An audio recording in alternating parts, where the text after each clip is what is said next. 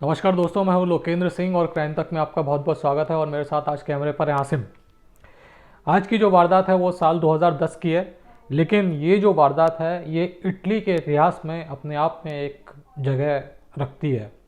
और इसे कहा जाए कि ये इटली की निर्भया की वारदात है तो उसको भी कहा जा सकता है। लेकिन हालांकि जो ये जो अटेम्प्टेड रेप और मर्डर का मामला था उसमें उस तरीके से ब्रूटलिटी नहीं की गई थी जिस तरीके से 16 दिसंबर को निर्भया के साथ की गई थी। लेकिन ये तफ्तीश जो है वो वाकई में सिर घुमा देने वाली तफ्तीश है। और मैं तो बिल्कुल जो इस मामले में जो इन्वेस्टिगेटर्स थे उनको मैं सल्यूट करूंगा कि उन्होंने किस जज्बे से इस पूरे मामले को सुलझाया। और लगातार वो 4 साल इन्वेस्टिगेट करते रहे एक 13 साल की जो लड़की थी उसके मर्डर केस को। पूरी शुरुआत जो होती है वो 26 नवंबर 2010 से होती है।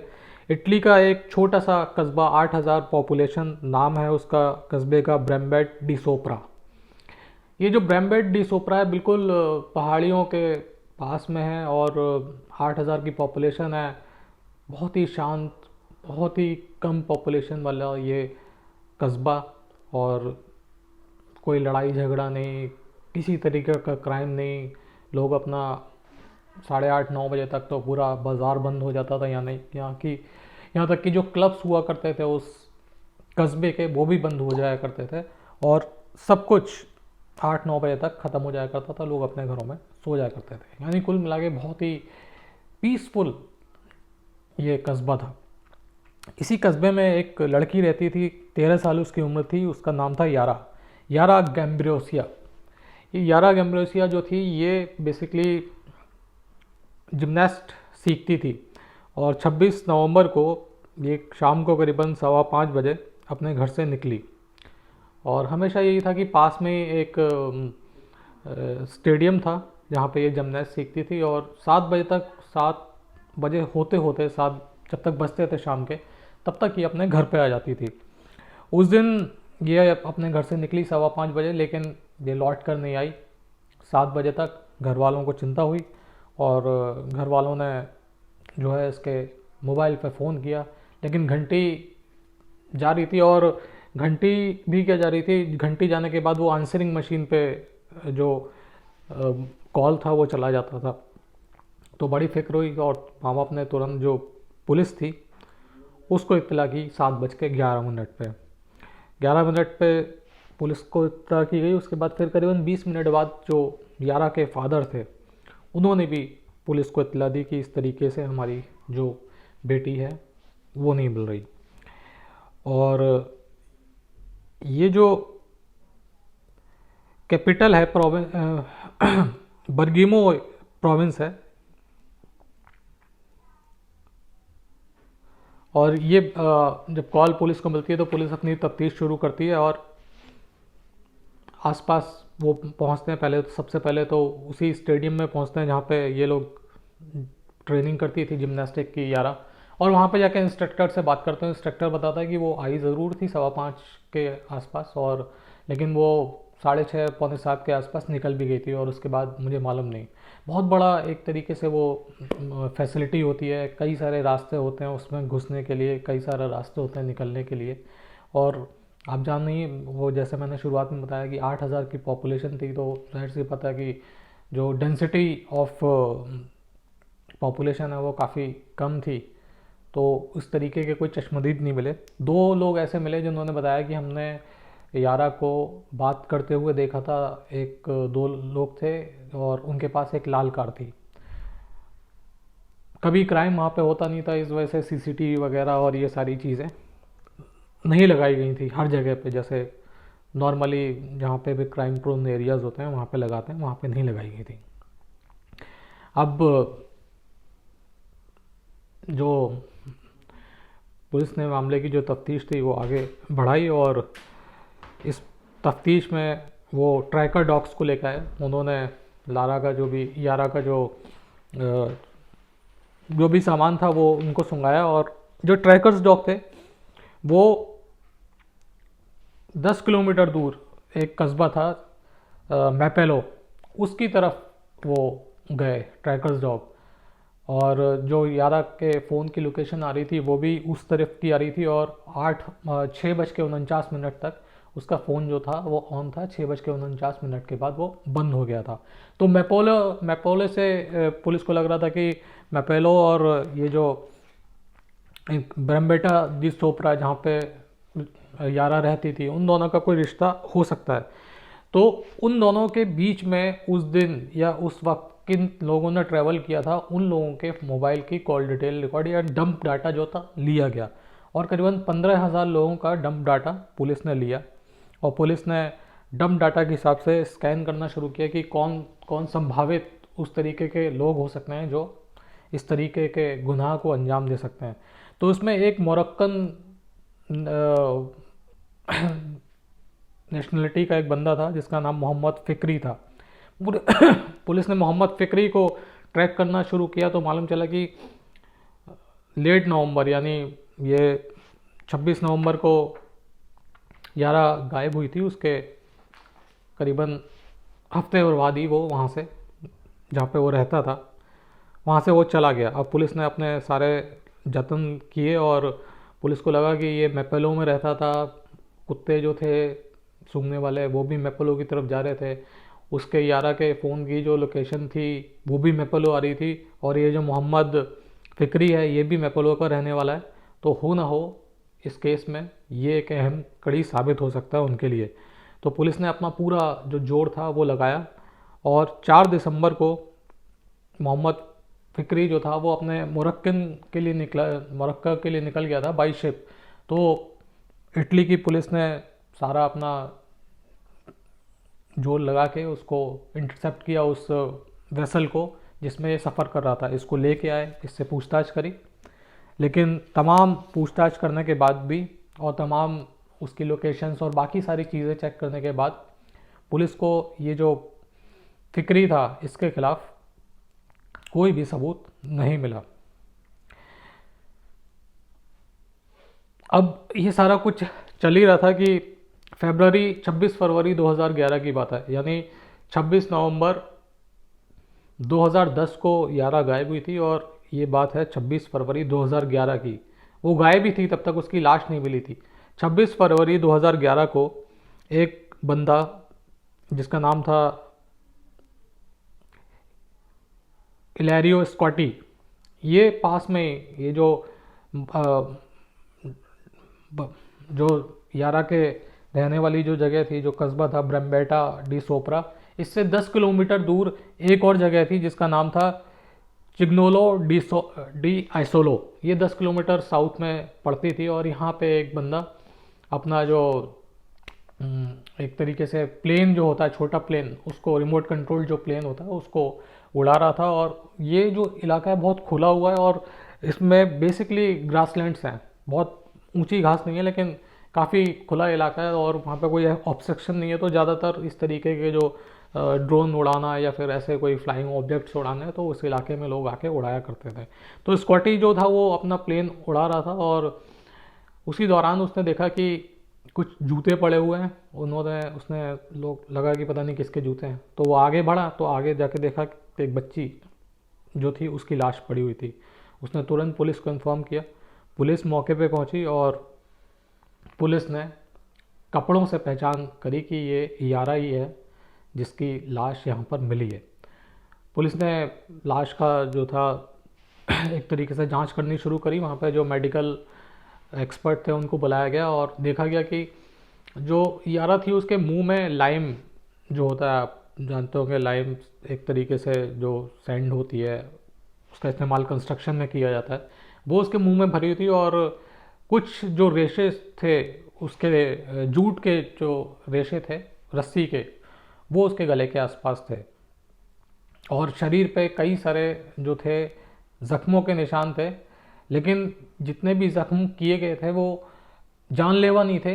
पुलिस को पहली नज़र में समझ में आ रहा था कि ये जो यारा है इसके ऊपर जब वार किए गए और ये बेहोश हो गई, और बेहोश होने के बाद क्योंकि काफ़ी ठंडा इलाका था वो, तो पुलिस को पोस्टमार्टम में ये निकल के आई बात कि ये ठंड की वजह से एक तरीके से एक्सपोज़र जो हुआ, रात भर ये उसमें ठंडी जगह पे पड़ी रही, उसकी वजह से इसकी मौत हुई है। पुलिस ने और भी सैंपल्स लिए तो यारा का जो फ़ोन था, उसकी बैटरी थी, उससे कुछ सैंपल्स मिले, उसने जो दस्ताने पहन रखे थे उससे सैंपल्स मिले, तो 2 डीएनए सैंपल्स उससे पुलिस को मिले। इसके अलावा पुलिस ने जो उसके अंडर गारमेंट्स थे उनको जांच के लिए भेज दिया और इंतज़ार करने लग गई। करीबन 2 महीने बाद पुलिस के पास खबर आई कि कुछ सैंपल्स मिले यारा के अंडर गारमेंट से। अब पुलिस ने वो जो सैंपल थे उनको एक तरीके से रिप्रोड्यूस करवाया और उसका मिलान करने के लिए तमाम जो देश भर के जितने भी सैंपल्स थे, और ये जो 3-4 जो जगह हैं, एक तो मैपेलो और दूसरा ये बर्मेड डी सोपरा जहाँ पे यारा रहती थी, और तीसरा ये जो चिग्नोलो डी सोला जहाँ से लाश मिली थी, यहाँ के तमाम लोगों के सैंपल लिए गए और उन सैंपलों की जांच के लिए भिजवाया गया। और इसके अलावा यारा की फैमिली के, उसके दोस्तों के जो सैंपल हैं, जिम जहाँ पे वो जाती थी जिम्नास्टिक के लिए, वहाँ पे, और इसके अलावा पुलिस ने इन 2 शहरों के बीच में चिग्नोलो डी सोलो और बनमेटा ब्रम्बेट डी सोप्रा, इसके बीच में भी पुलिस ने ऐसे लोगों फ़ोन की तलाश करना शुरू किया कि वो उन लोगों एक तरीके से उन लोगों के जो फ़ोन ट्रैवल कर रहे थे इन दोनों कस्बों के बीच में उन लोगों को भी बुलाया गया और उन सब के भी सैंपल लिए गए। लेकिन इतने सैंपल लेने के बावजूद भी किसी का भी मिलान उस सैंपल से नहीं हुआ जो यारा के अंडरगारमेंट से मिला था। अब पुलिस ने सोचा कि क्यों ना जो एक क्लब है इसमें ब्रम्बेट डी सोप्रा में, उसमें आने वाले लोगों के सैंपल लिए जाएं। और वो क्लब अपनी हिंसा के लिए भी बदनाम था कि अक्सर वहाँ पे हिंसा हो जाया करती थी, इस तरीके का वो क्लब था। तो पुलिस ने अब जितने भी उस क्लब में लोग आते जाते थे उनका पुलिस ने डीएनए सैंपल लेना शुरू किया। और ख़ास बात ये थी कि इस क्लब में एंट्री के लिए आपको कार्ड चाहिए, जब कार्ड बनेगा तभी एंट्री होगी, वरना एंट्री नहीं होगी। तो क्लब के पास पूरा जो जितने भी लोग आते जाते थे इस क्लब के अंदर, सबका रिकॉर्ड था। पुलिस ने सारे रिकॉर्ड अपने पास लिए और जितने भी इस क्लब के मेंबर थे सबको बुलाया और सबके डीएनए सैंपल लिए। और जब डीएनए सैंपल लिए गए तो फाइनली पुलिस को लगा कि शायद कामयाबी उनके हाथ में लग गई है। यहाँ पे पुलिस को एक शख्स मिला जिसका नाम था डेमियनो, और डेमियनो जो था उसका जो सैंपल था वो सैंपल जो यारा के अंडरगारमेंट से मिल रहा था उससे मैच करता था। पूरी तरीके से मैच नहीं करता था, लेकिन हाँ उस सैंपल को देख के जो डेमिनो का सैंपल था और जो अंडरगारमेंट पर डीएनए का सैंपल मिला था उससे ये अंदाज़ा लगाना, ये एक्सपर्ट थे उनके लिए साफ था कि ये जो भी हो डेमिनो का रिश्तेदार हो सकता है। अब डेमिनो का पता किया गया कि कौन कौन है फैमिली में, तो मालूम चला कि उसकी मदर है जिसका नाम औरोरा है। और ये औरोरा जो है, ये भी चौंकाने वाली बात आई पुलिस के सामने इन्वेस्टिगेशन में कि ये औरोरा जैनी ये करीबन 10 साल तक यारा के यहाँ पे बतौर डोमेस्टिक हेल्प काम कर चुकी है। और 2010 में यारा नवंबर में गायब हुई थी और 2011 में उसने नौकरी छोड़ी थी। पुलिस को इन दोनों के ऊपर शक था, लेकिन एक तो डीएनए के सैंपल जो थे वो एक बिल्कुल मैच नहीं करते 100% कि पुलिस हाथ डाल सके। दूसरा, बाकी का भी पुलिस ने तफ्तीश करी और उसके बाद तफ्तीश करने के बाद ये जो डेमियनो था इसको भी पुलिस ने अपनी रडार से हटा दिया। लेकिन अब पुलिस ने इस पूरा जो डेमियनो का परिवार था उसका फैमिली ट्री था वो बनाना शुरू किया कि की फैमिली में कौन कौन है कौन नहीं है, सारी चीज़ें पता करनी शुरू करी। तो मालूम चला कि डेमियनो का जो फादर जो था उसका एक भाई था, उसका नाम था गुसेपे, और गुसेपे की जो मौत थी वो 1999 में हो चुकी थी। पुलिस जो थी गुसेपे की विधवा के पास गई और उसने बोला कि हमें डीएनए सैंपल चाहिए, तो हमें डीएनए सैंपल किससे मिल सकता है। तो वो 2 चीज़ें पुलिस के पास लेके आई, एक तो वो जो ड्राइविंग लाइसेंस था वो लेके आई, और इसके अलावा वो एक पोस्ट कार्ड लेके आई, और उस दोनों चीज़ों में ये था कि उन पे एक पोस्टल स्टैंप लगाई गई थी दोनों चीज़ों पे। और वो जो पोस्टल स्टैंप जब लगाई गई थी, नॉर्मली कोई भी पोस्टल स्टैंप या किसी भी तरीके की स्टैंप यूज़ करता है तो अपना जो सलीवा होता है, जो अपना थूक होता है, उसी से चिपका दी जाती है। तो यहाँ पे भी ये जो गिस्टेपो था, इसने जो थूक था उसी से पोस्टल स्टैंप जो थी चिपकाई थी। पुलिस ने वो दोनों चीज़ें ली, जो पोस्ट कार्ड था और ड्राइविंग लाइसेंस, और पुलिस ने उस थूक से डीएनए उसका एक्सट्रैक्ट किया और उससे मिलाना शुरू किया जो यारा के अंडरगारमेंट से मिला था जो सैंपल। और जब पुलिस ने उससे मिलाना शुरू किया तो पुलिस को यकीन हो गया कि यारा का जो भी कातिल है वो गुसेप्पे का बेटा है। अब पुलिस ने पता किया कि कौन कौन है घर में, तो उसकी विधवा ने बताया कि उसके 3 बच्चे हैं, एक लड़की है और 2 लड़के हैं। क्योंकि जो डीएनए के सैंपल की जांच की गई थी उसमें साफ तौर पे ये था कि ये मेल सैंपल है, तो लड़की को तो जांच से इन लोगों ने हटा दिया। और जो 2 लड़के थे जिनमें से एक का नाम पायरपेलो और दूसरे का नाम डीगो था, इन दोनों का पुलिस ने डीएनए सैंपल लिया और मिलाया। लेकिन ये डीएनए सैंपल उस डीएनए सैंपल से नहीं मिल रहा था जो मौका वारदात से मिला था। यानी देखिए कितनी पेचीदगी कि पुलिस बिल्कुल पहुंच गई थी। एक डीएनए सैंपल मिला, उसके बाद मालूम चला कि उसका जो एक चाचा है उसका डीएनए सैंपल लिया, और उसका डीएनए सैंपल जो कातिल का डीएनए सैंपल था उससे मिल गया। लेकिन जो कातिल के बच्चे थे उनसे डीएनए सैंपल नहीं मिल रहा था। तो आप पुलिस के सामने बड़ी एक तरीके से दुविधा थी कि ये कैसे पता किया जाए कि ये इसका बेटा, क्योंकि जायज़ औलाद तो 3 थी उसकी। अब पुलिस को ये पता करना था कि नाजायज़ औलाद कितनी थी इसकी। अब पुलिस ने इसके जो गिसेप्पे जो था उसके बारे में पता करना शुरू किया कि ये क्या था, क्या करता था, क्या नहीं करता था। तो मालूम चला कि ये बस का ड्राइवर था और बड़ा रंगीन मिजाज था। ये एक फैक्ट्री थी, वहीं पे बतौर बस ड्राइवर काम करता था, और इसका ये काम था कि उस फैक्ट्री में काम करने वाली जो वर्कर्स थी उनको लाना शिफ्ट में और छोड़ के जाना। और ये भी पता चला कि ये जो गिसेप्पे था ये 1960 की बात बता रहा हूँ मैं, तब ये एक रिजॉर्ट था, वहाँ पे मौज मस्ती के लिए जाया करता था। ये मिलान में रिजॉर्ट था और रिजॉर्ट का नाम था सेलेस टर्मी करके। अब पुलिस ने उस रिजॉर्ट पे पहुंची और 1960 का रिकॉर्ड निकाल के खंगालना शुरू किया कि गुसेप्पे के साथ कौन कौन जो महिला थी वो कभी रुकी थी। और तो ऐसे करके पुलिस ने 30 से 40 साल की उम्र की उस वक्त की करीबन 400 महिलाओं का जो था रिकॉर्ड निकाला, और उसमें से भी देखा गया कि कितनी महिलाएं जिंदा हैं और कितनी मर गई हैं। उसमें से जितनी भी जिंदा महिलाएं थीं उन सब का फिर पुलिस ने डीएनए लिया, और फिर उस डीएनए का मिलान मौका वारदात से मिले डीएनए से करवाया गया, लेकिन किसी का मिलान उससे हो नहीं रहा था। पुलिस अपने सारे जो संपर्क सूत्र थे, वो जितने भी खबरी थे वो लगाए। जो गिसेप्पे जो था उसके यार दोस्तों को ढूंढना शुरू किया कि कोई ज़िंदा बचा हो, क्योंकि 1999 में उसकी तो डेथ हो गई थी। लेकिन अब ऐसे लोगों का पता करना शुरू किया जो गिसेप्पे के यार दोस्त हों और कुछ वो सुराग दे सकते हों। तो काफ़ी पुलिस ने मेहनत करी, बहुत सारे लोगों को, कम से कम 500-600 लोगों को, ऐसे लोगों को ढूंढा गया जो किसी ना किसी तरीके से इस गिसेप्पे से जुड़े हुए थे। और पुलिस ने काफ़ी मेहनत करी और आखिरकार पुलिस की मेहनत रंग लाई, और पुलिस को मालूम चला कि गिसेप्पे जो था उसका एक महिला थी जिसका नाम था अर्जुफी।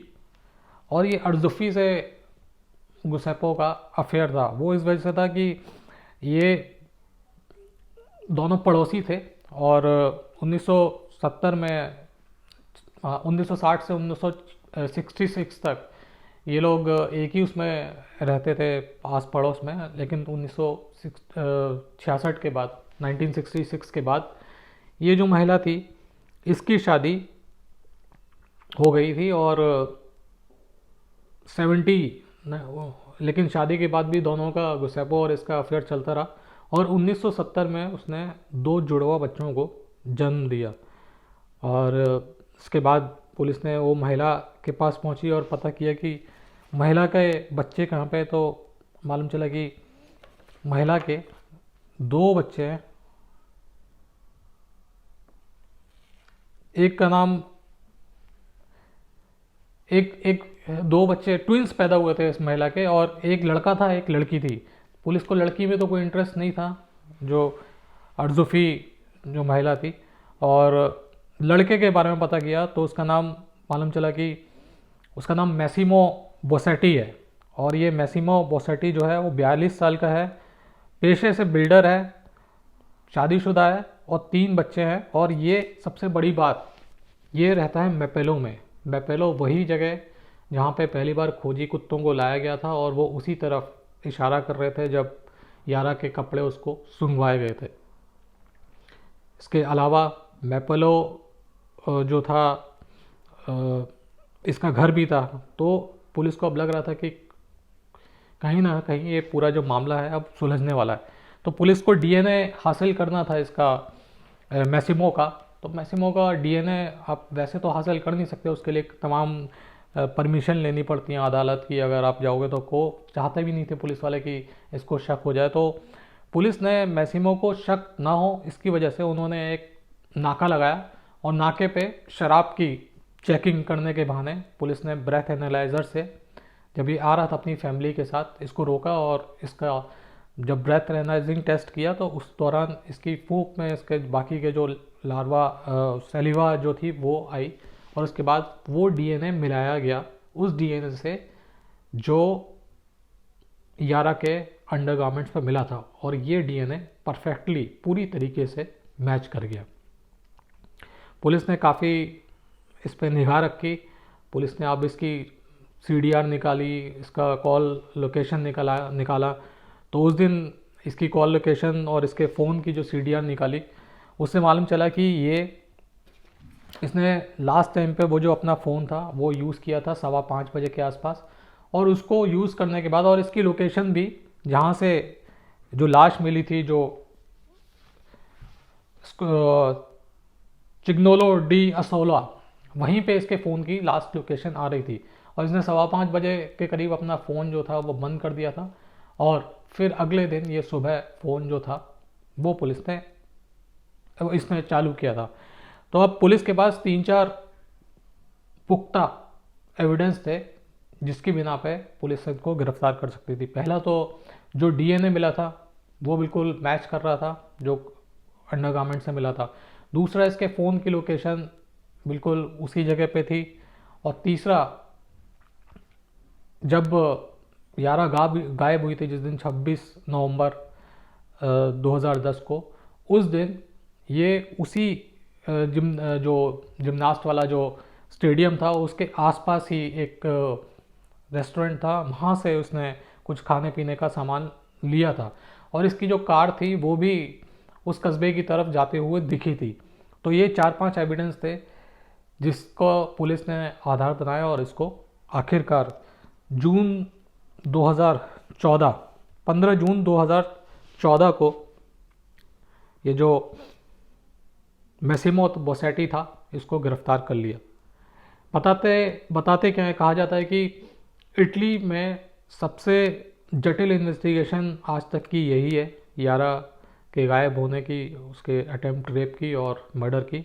इसके अलावा बताया जाता है कि इसमें पुलिस ने ऐतिहासिक तौर पर इटली में किसी केस पे इतना पैसा नहीं खर्च किया गया जितना इस केस पे किया गया, कि उसमें लाखों की संख्या में तो डीएनए सैंपल लिए गए, उनका एनालिसिस हुआ, लाखों की संख्या में जो सीडीआर थी वो निकाली गई, उनका एनालिसिस हुआ, भारी भरकम जो पैथोलॉजिस्ट की टीम थी वो डीएनए के जो एक्सपर्ट हैं वो उनको हायर किया गया, और जितनी भी सैंपल्स थे उनको एनालिसिस कराने के लिए केवल इटली में नहीं बल्कि अमेरिका तक भेजा गया, ताकि 100% जो डीएनए सैंपल है वो मैच कर सके। तो ये ऐतिहासिक केस है इटली के क्राइम हिस्ट्री में। और कभी भी इटली में अगर केसेस की बात आती है कि सबसे अच्छी इन्वेस्टिगेशन किस केस में हुई है, तो कहा जाता है कि यही केस है यारा का, जिसमें आज तक की सबसे ज़्यादा अच्छी इन्वेस्टिगेशन पुलिस ने की है। तो आज के लिए इतना ही, फिर आपसे मुलाकात होगी, तब तक के लिए अपना ख्याल रखिएगा। जय हिंद, जय भारत।